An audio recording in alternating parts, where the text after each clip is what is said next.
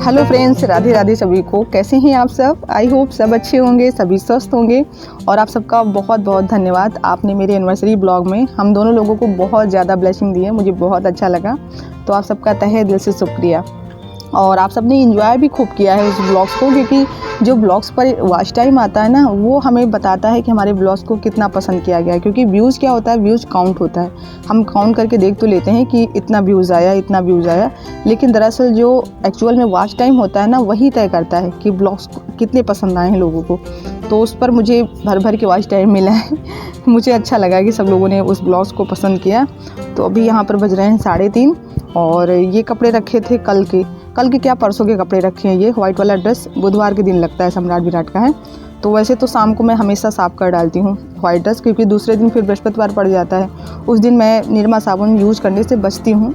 मतलब इतना नहीं है कि कसम खा के रखा है कि नहीं यूज़ करेंगे, कभी कभी ऐसी ज़रूरत पड़ जाती है कि फिर मुझे साबुन लगाना ही पड़ता है। और फिर आपके साथ बच्चे हो ना, तो फिर नियम धर्म नहीं चल पाते हैं। और गृहस्थ जीवन ऐसा है ना, जहाँ पर सब कुछ माफ़ है।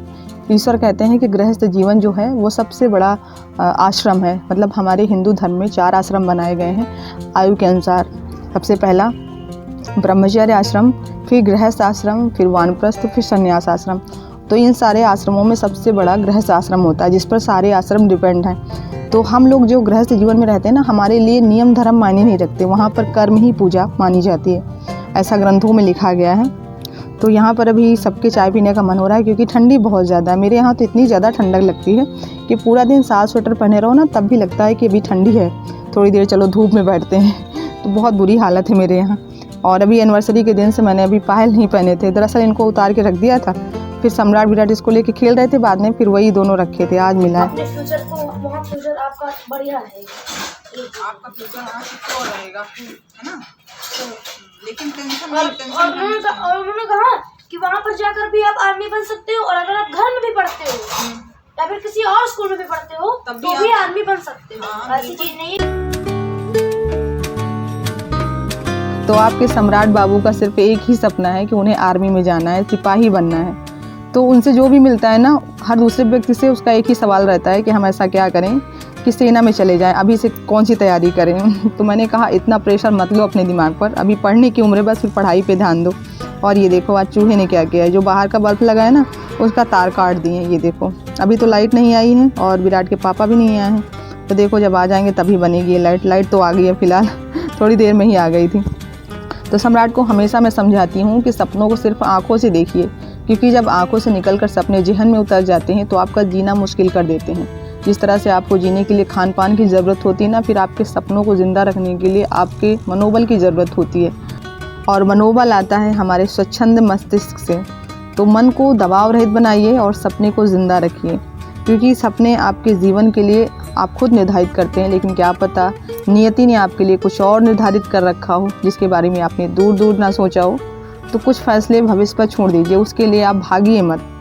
तो बस यहाँ पर अभी बनाने जा रही हूँ मैं आलू, गोभी और जो मिथौरी बनी है ना, उसकी सब्ज़ी। इन्होंने कहा कि सब मिक्स करके यार सब्ज़ी बनाना। तो अभी इंडक्शन सुबह में साफ़ नहीं किए थे, क्योंकि जब गर्म रहता है ना तब तो ये साफ़ नहीं किया जाता है। तो ठंडा होने के लिए छोड़ दिया था, फिर भूल गए थे। तो मैंने अभी इंडक्शन तुरंत साफ़ किया है। और दीदी अभी गई है मम्मी के पास। मतलब दीदी मेरे पास थोड़ी देर बैठती हैं, फिर मम्मी के पास जाती है, क्योंकि उधर मम्मी पहले तो बच्चों के साथ बिजी रहती है, लेकिन जब बच्चे पढ़ने लगते हैं ना तो फिर अकेली पड़ जाती हैं। तो दीदी सबको सब जगह कंपनी दे के आती हैं। मम्मी के पास भी, बच्चों के पास भी पहुंच जाती हैं। थोड़ा सा वो लिखते या पढ़ते ऊब जाते हैं ना, तो वहाँ भी जाके 2-1 फुलझड़ी छोड़ के आती हैं, हंसा के आती हैं। तो सबका मन लगा रहता है। और अब की बार जो मिथौरी बनाई है ना मम्मी ने, बहुत अच्छी बनी, एकदम टेस्टी मसालेदार। और सब्जी बनाते बनाते बीच में मुझे यहाँ आना पड़ा, क्योंकि इन दोनों का झगड़ा जो है थोड़ा सा ज़्यादा बढ़ गया था। इरेजर को लेकर दोनों लोग झगड़ रहे थे। मतलब एक ही इरेजर था और दोनों कह रहे थे मेरा है मेरा है। अब पता नहीं कौन स्कूल में छोड़ के आया, क्योंकि अभी ताजे ताजे रबड़ दिए गए थे दोनों लोगों को और सेम है। तब मैं भी कंफ्यूज थी भाई, जज को भी नहीं समझ में आ रहा था कि आखिर फैसला किसके पक्ष में सुनाए। लेकिन फिर हमारी दीदी ने सिचुएशन को संभाला और इरेजर को हाफ करके दोनों लोगों में बांट दिया। बोले कि जाओ तुम जी लो अपनी ज़िंदगी, मम्मी के कहर से आज़ाद हो गए हो। दरअसल बच्चों के झगड़े हों या फिर छोटी छोटी चीज़ें हों, लेकिन उनको संभालना या फिर उनके हिसाब से मतलब चीज़ें भी सही हों और उनकी समझ में भी आए कि हाँ मम्मी ने सही डिसीजन लिया है, तो ये बहुत मुश्किल काम होता है। क्योंकि हम बच्चों के सामने जैसा करेंगे वो बिल्कुल सेम वैसा ही कॉपी करेंगे। अगर हम गलत चीज़ें करेंगे ना तो वो भी वैसा ही सीखेंगे। तो इन दोनों के झगड़े को निपटाना और संतुष्ट करना ये मेरे लिए बहुत चुनौती भरा होता है, लेकिन फिर भी इस छोटे से काम को मैं बहुत संजीदगी से निभाती हूँ। मतलब ये नहीं कि बच्चे हैं तो कुछ भी बोल दो या कुछ भी कह दो, क्या फ़र्क पड़ता है, नहीं, जो हम करेंगे वो ही सीखेंगे। तो ये चीज़ें निष्पक्ष भाव से मतलब इन लोगों के मन में रहता है कि मम्मी जो करेंगी वो सही होगा। तो अभी भी सफाई दोनों की बंद नहीं हुई है, सब काम हो गया, पढ़ लिख के आ गए, लेकिन फिर भी चर्चा उसी बात की हो रही है कि मम्मी मेरा इरेजर था, इन्होंने चीटिंग की है। तो खाना बन गया है, सबके लिए खाना निकल रहा है। दीदी और विराट देखो कैसे मस्ती कर रहे हैं दोनों। अपने बच्चों को आंखों के सामने बड़े होते हुए देखना, उन्हें गाइड करना, उन्हें डांटना, प्यार करना, ये एक माँ के लिए सबसे बड़ी उपलब्धि है और शायद हर पिता के लिए भी है।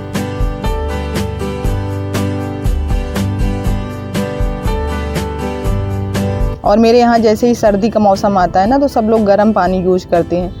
तो दीदी अभी एक जग में पानी लेके गई हैं, दोबारा फिर जग दे गई हैं पानी भरकर, कहीं ये सब रख दो। और विराट के पापा तो 1-2 महीने से गर्म पानी यूज़ कर रहे हैं और वो अभी शायद आए भी नहीं है। उनको मैंने थोड़ी देर पहले कॉल किया था तो बता रहे थे थोड़ा टाइम लग जाएगा मुझे आने में। अभी हम लोगों के यहाँ धान की फसल तैयार हुई है ना, तो उसी को घर में आना है। फसल पूरी तैयार हो गई है, कट भी गया है, वही पिटाई बाकी है धान की, तो वही सब चल रहा है, तो जाना पड़ता है।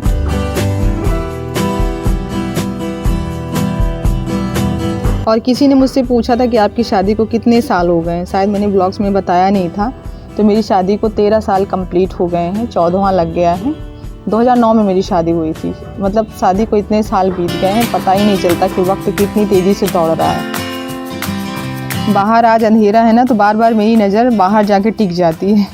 कहीं पर आदत पड़ जाए ना रोशनी देखने की तो अंधेरा फिर अच्छा नहीं लगता है। अब आज क्या बन पाएगा देखो, कल सुबह में ही बनाएंगे। अभी बाल मेरे पूरे खुल गए हैं, ये देखो क्लचर लगाए थे, क्लचर पूरा नीचे खिसक गया है। इस समय बाल बहुत झड़ रहे हैं ना, तो क्लचर सब ढीले हो गए।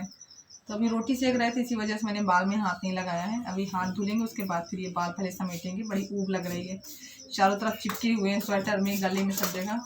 खा चुके क्या आप?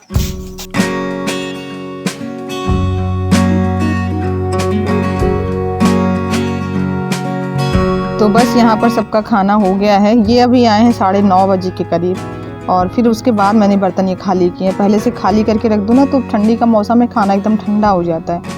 तो अभी जब बाद में आए तो पूरा खाना गर्म किया है, चावल निकाल के कढ़ाई में डाल के गर्म कर लिए थे। तो ये सारे बर्तन इकट्ठा हो गए हैं। और पता है आपको मज़े की बात ये है कि बीच में इतना टाइम था, लेकिन उस टाइम मैंने बर्तन नहीं साफ़ किए थे। हम, दीदी, मम्मी सब लोग मिल के इंस्टाग्राम पर रील देख रहे थे, सब लोग मिल के। कॉमेडी वीडियो देखने में बड़ी मज़ा आती है ना, सब लोग जब इकट्ठा रहते हैं तब। तो उसी में पूरा टाइम बीत गया, पता नहीं चला इतना।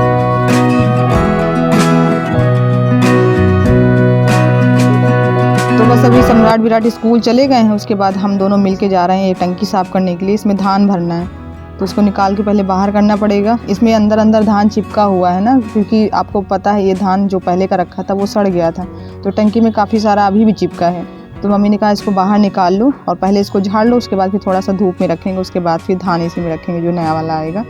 तो मेरे यहाँ धान जो है वो ना ऐसे ही रखा जाता है, इकट्ठा नहीं कुटवाते हैं कि चावल बन जाए।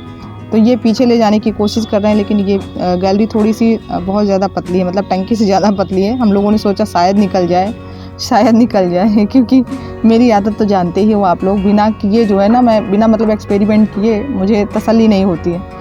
तो ले गए थे दरवाजे तक, वहाँ से फिर बाहर नहीं निकली, तो वापस ये फिर अपनी पुरानी जगह पर ले आए हैं आंगन में। तो यहाँ पर दीदी ने ये मोटी पन्नी दी है मुझे रगड़ने के लिए। नीचे जमा है, बाकी ये साइड पूरा साफ़ है। तो नीचे जो ये होल है ना, इसमें से धान निकाला जाता है। तो इसी से पूरा दिख रहा था कि कहाँ पर धान जमा है। तो पूरा मैं रगड़ दूंगी पहले, उसके बाद फिर झाड़ू से निकाल लेंगे और थोड़ा सा नीचे ऐसे झुका देंगे तो ये पूरा निकल आएगा नीचे साइड से। इतना धुआं भरा है अंदर कि कुछ दिखाई नहीं पड़ रहा है।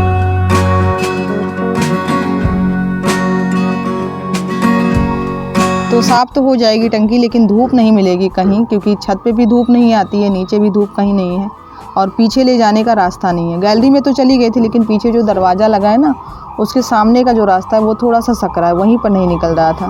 तो अभी मम्मी से भी पूछा, मम्मी कहीं रहने तो साफ़ करके यहीं पर रख देना आंगन में, थोड़ी सी हवा लग जाएगी, उसके बाद फिर धान इसमें भरेंगे। और धान लाने गए हैं। ये आज ट्रैक्टर मिल गया है, हो सकता है शाम तक धान आ जाए, नहीं तो फिर कल आएगा। मतलब सबसे ज़्यादा साधन नहीं मिलते ले आने के लिए। थोड़ा क्या, मेरे यहाँ से 3-4 किलोमीटर दूर है हमारा खेत, तो वहीं से राशन लाने में फिर बड़ी प्रॉब्लम होती है। अभी गाड़ी से गए थे ना, तो 1 बोरी लेके आए हैं, बाइक पर रख लिए थे, तो 1 बोरी उसी से आ गई है, बाकी लाने के लिए ट्रैक्टर करना पड़ेगा। तो चलिए इसी के साथ ब्लॉग को एंड कर रहे हैं। और ये ब्लॉग पसंद आया हो तो प्लीज़ लाइक कीजिएगा, नए हो तो चैनल को सब्सक्राइब कर लीजिए ऐसे ही न्यू ब्लॉग देखने के लिए। और आप लोगों का सपोर्ट रहा तो आगे और भी अच्छे ब्लॉग्स आएंगे। तो मिलते हैं नेक्स्ट वीडियो में, तब तक के लिए आप लोग अपना ख्याल रखिए। Bye bye, take care.